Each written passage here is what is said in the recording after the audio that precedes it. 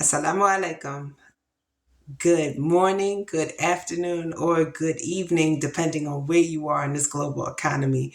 My name is Nicole Newman, and I'm coming from Philadelphia, Pennsylvania, and I'm enjoying today, which is Sunday, September 25th, because I had another 5K down in the books this morning, and then I had yoga class. So I'm feeling great today. Let's start with accountability because that calms me to actually make this video. 5K done. Worked on the team this week. Looking forward to adding a new position next week so we can increase the amount of marketing we do and reach this message to more people. I paid $300 on my student loans, which I'm really excited about because my goal was $200. So I overshot the goal by more than 50% with another week to go. That's the focus. That's the drive. And I'm very happy to have goals in front of me because I don't really know how to operate if I don't have a goal in front of me. Because every time I run this race, I register for another one. It's just something I do. And I'm looking to set up a customer relationship management system to manage all these relationships I have going on because wealth is a team sport. And as I'm adding people to the team, I need a process to filter the information and find out how they can be of use to me and other people within the collective. And that's the big story about financing because I got the clarity I needed. I get a lot of flack in the Muslim community to talk about financing because traditionally credit is looked at as haram. So it's been difficult for me to actually have these conversations, but now I see the benefits and now I can see why I'm asked to do this task knowing that I was going to get flack. It's just the way it is. So, it comes with the territory. So I'm really excited about that. And as I talked about on my last video, I got a new book. And it's called Buy This, Not That.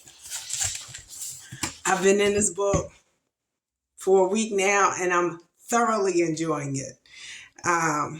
It's given me a new perspective.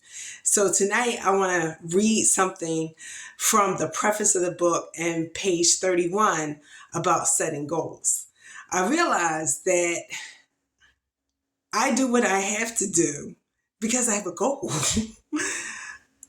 Like my mom says, I only do things when I have to do them. So in order to get to the goal, I have to do these things. And I think I want to start with a story. Before I embraced Islam, I was training for a triathlon. I had completed 2 marathons, and in the process of doing the second marathon, which was the Disney Marathon, I found out about the Goofy Challenge. Now, in a regular person's mind, the furthest distance is a marathon, 26.2 miles. So I had reached 26.2 miles. And like I said, I have to have a goal in front of me because I don't know what to do if I don't have a goal in front of me. So I reached 26.2 miles. But in Florida at the Disney Marathon, I found out people were doing 13.1, the half marathon, the Saturday, and then running the 26.2 the Sunday, which made it the Goofy Challenge, and they were completing 39.3 miles. My mind was blown away because I never knew you could go further than 26.2. I had reached that limit and found out there are even longer distances. And 39.3 is not the longest. There are people who run ultra marathons.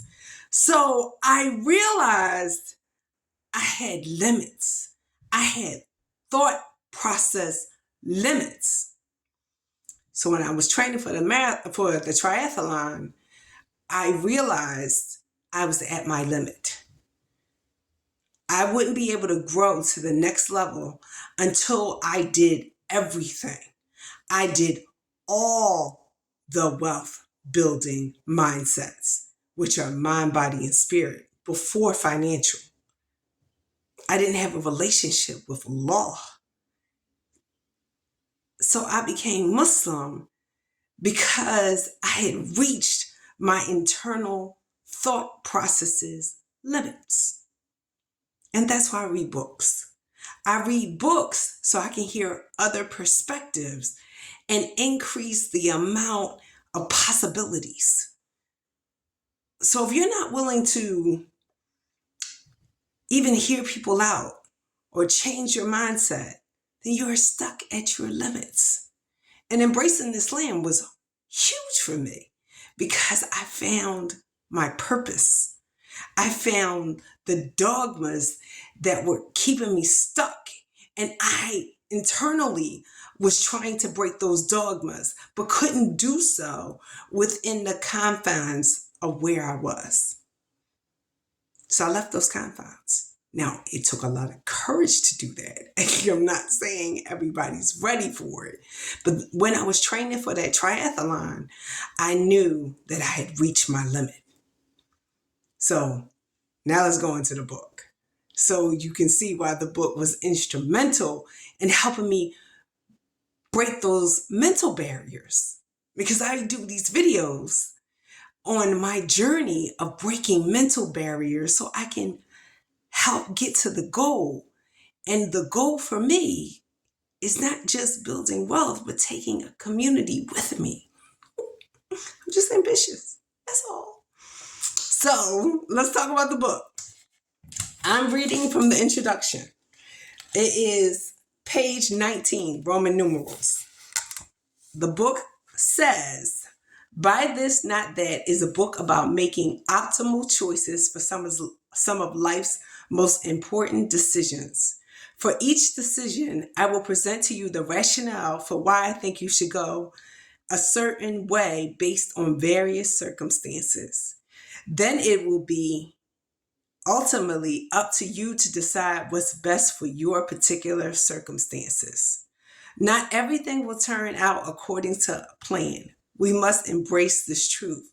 However, so long as you continually learning from your mistakes, your decision-making skills will only improve over time. You don't have to be born special. Sadly, many folks never try to achieve financial freedom because they believe wealthy people have or know something that the rest of us don't. This is a damaging misconception. Not everyone with a healthy income is a doctor, lawyer, or a CEO. Many don't have MBAs or formal business training, nor do they have stock market intel that gives them an edge over anyone else.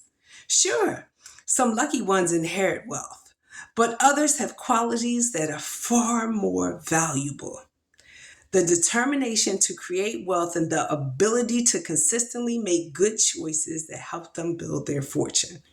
So yes, they have something that most people don't. It's just a lot more attainable than you may realize. If you don't know by now, many regular people make or have a lot more money than you think. They just don't publicize it.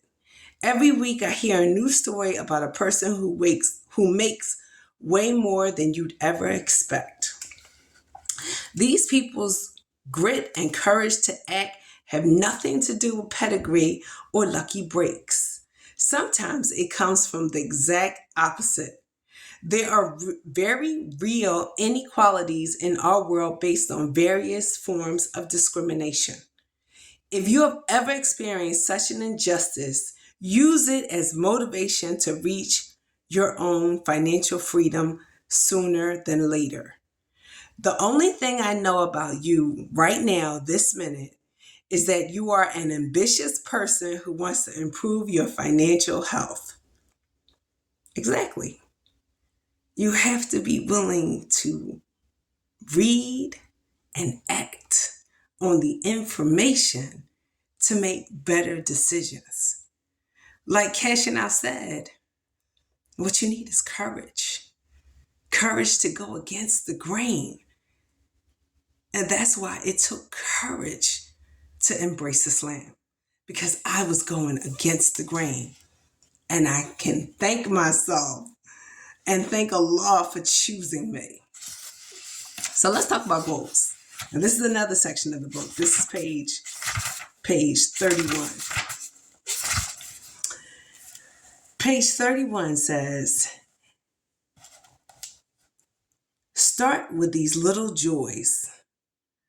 Once you knock out one, keep building. Little by little, scale up to other expenses. Groceries, gas, insurance, mortgage, kids' education, travel, or whatever. Do the math and figure out how much you need to invest at a safe rate of return to fund each thing. It makes saving incredibly motivating rather than saving for the sake of saving. This helps you to remember that money alone is never your primary motivation. Money is only a means to an end. We need to connect our financial choices to our goals, and we need those goals to be tangible. It's not enough for your sentences to end with, so I can have 100,000 in the bank, or so I can be a millionaire. You have to keep going. Why do you want that money in the bank? Why do you want to be a millionaire? What are you going to do with the money once you have amassed it? Money is simply a tool, and by definition, needs to be used.